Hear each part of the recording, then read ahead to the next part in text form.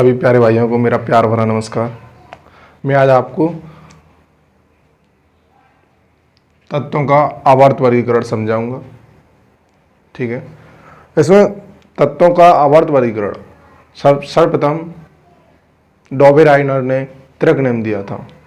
डॉबेराइनर ने त्रिक नेम दिया था। देखो ये है, उन्होंने तीन तीन तत्वों के समूह बनाए थे। तीन तीन तत्वों के, त्रिक का मतलब तीन तत्वों के समूह बनाए थे।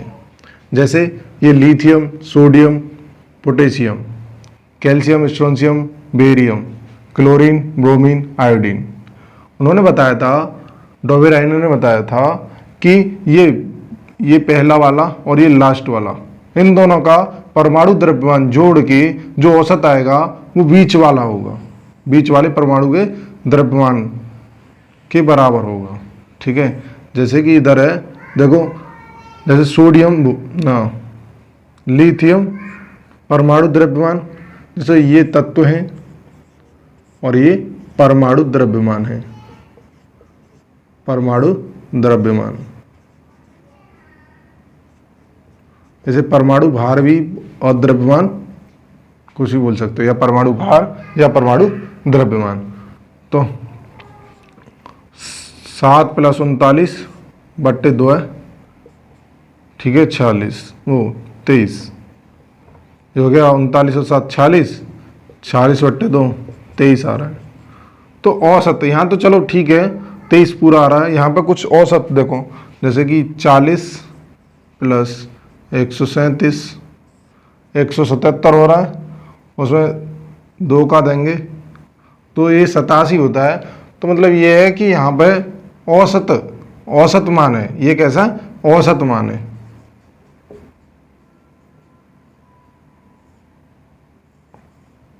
औसत मान, लगभग औसत मान। ठीक है, ऐसे नहीं है मतलब बिल्कुल एक्यूरेट, मतलब सही है वही आएगा, लगभग है, लगभग औसत।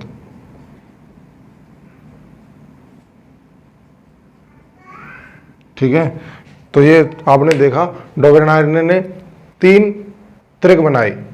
ठीक है, उसके बाद में ये भी फेल कर गया, मतलब यहीं तक बन पाए।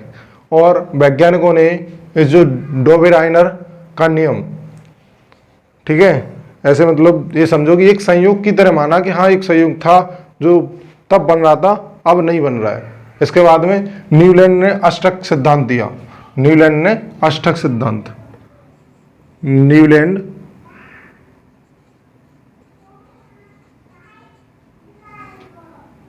का अष्टक सिद्धांत, अष्टक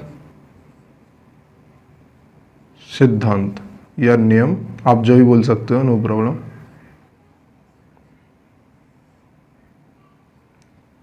तो न्यूलैंड के अनुसार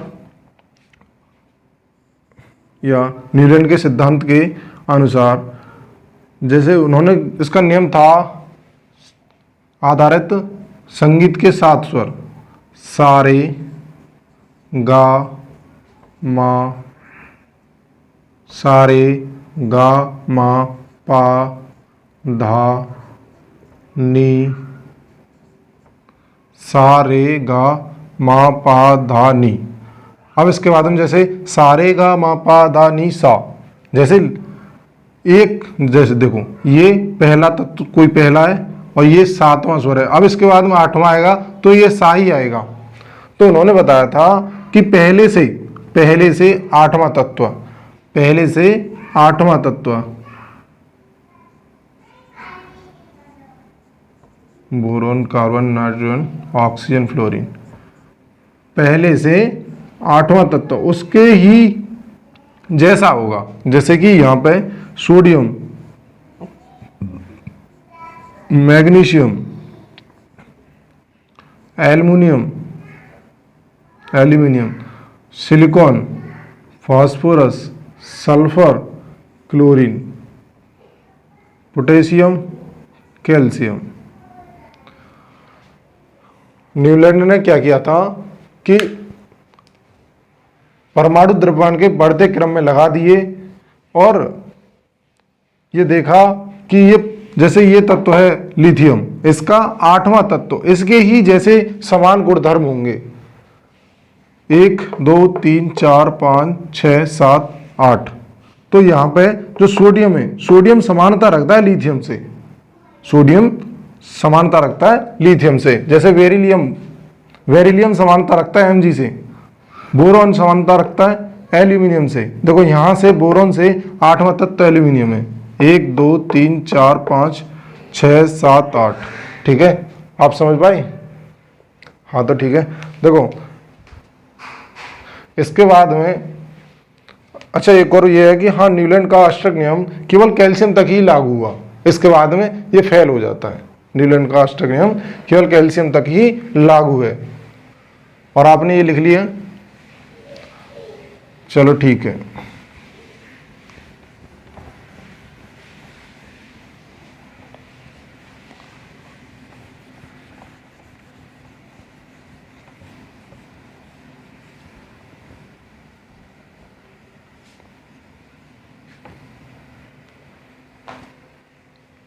अब आप ये समझो कि आपको केमिस्ट्री पढ़नी है, मतलब रसायन विज्ञान पढ़नी है, तो कुछ तत्व आपको याद होने चाहिए। लगभग समझो 30 जो परमाणु द्रव्यमान है, परमाणु भार है, परमाणु क्रमांक, परमाणु क्रमांक, भार नहीं, तत्व और परमाणु क्रमांक, परमाणु क्रमांक। ठीक है, परमाणु क्रमांक और तत्व ये आपको याद करने होंगे, इससे बड़ी आसानी होगी चीज़ों को समझने में। हाइड्रोजन, हीलियम, ये होता है फर्स्ट पे, दूसरा हीलियम, ठीक है, hydrogen, helium, lithium, 3 4 beryllium, 5 boron,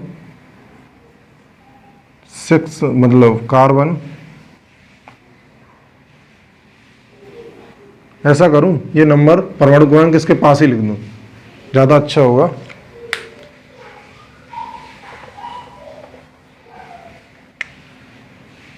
एक 2 3 4 5 6 7 8 9 10। ठीक है, ये क्रम वाइज लिख रहा हूं मैं परमाणु क्रमांक के साथ। ठीक है, 11वां Na, इधर लिखूं Na, 12वां Mg, 13 aluminium, 14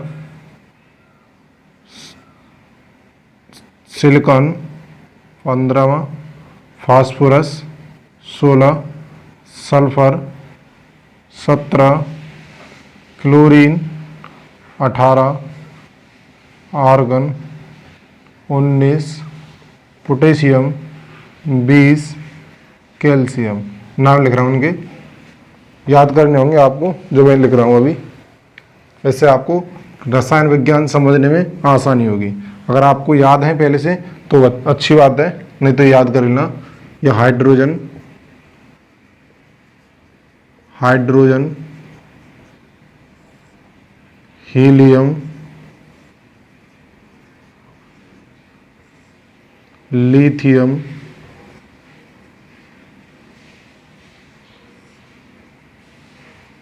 beryllium, beryllium,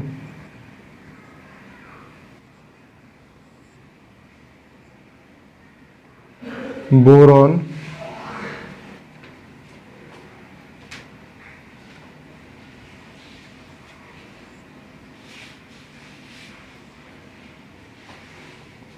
carbon, nitrogen,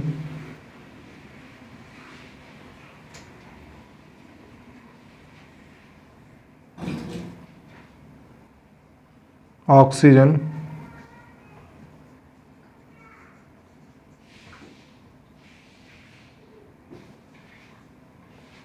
fluorine,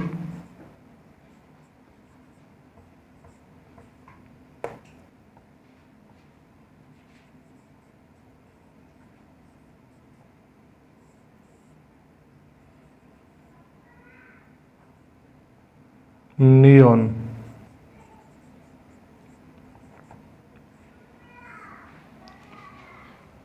ये चलना रही।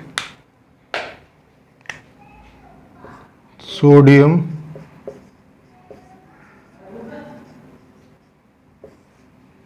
Magnesium,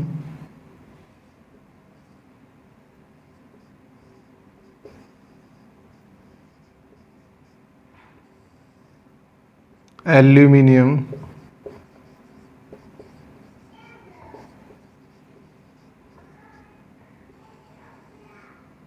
silicon,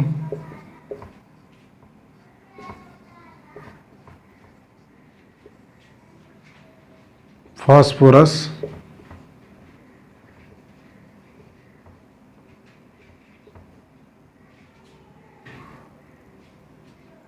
sulphur,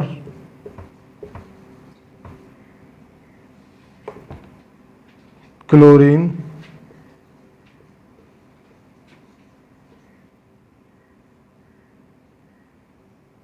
argon,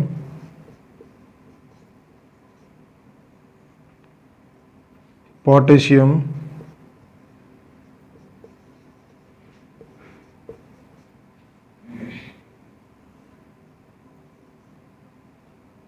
calcium.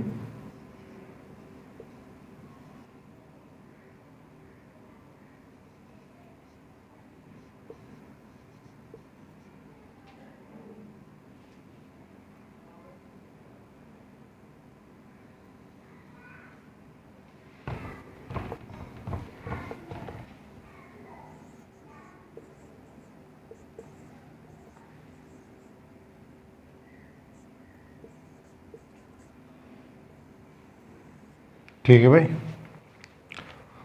आपको अभी ये याद करने, ठीक है, 20 तक आप याद कर लेना, आगे इससे और लिखाऊंगा, तब तक आप पढ़ते रहो, ये याद करके लाओ। और अगली क्लास में मैं आपको अच्छे से मेंडलीव की आवर्त सारणी जो पहली बार दी थी वो समझाऊंगा, ऑक्साइड हाइड्राइड वो समझाऊंगा। बस आप पढ़ते रहें, पूरी तरह से हिंदी मीडियम में पढ़ाऊंगा, ठीक है। तो ओके, पढ़ते रहिए।